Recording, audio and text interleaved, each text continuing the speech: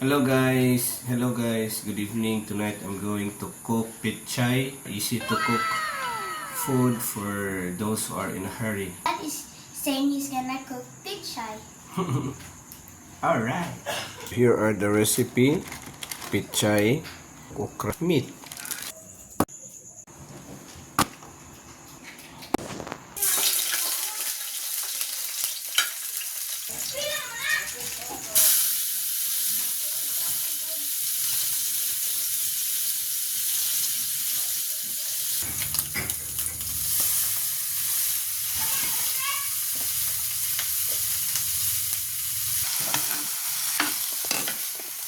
Dili na gawakalan noodles and rice.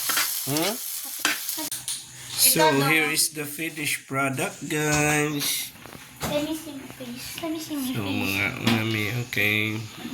This is my food and it smells delicious. Wow, When you smell. cook it, when you smell it, it smells like so good. More Wow. than a perfume. More than a perfume? Yeah. So bye-bye, guys. Bye guys!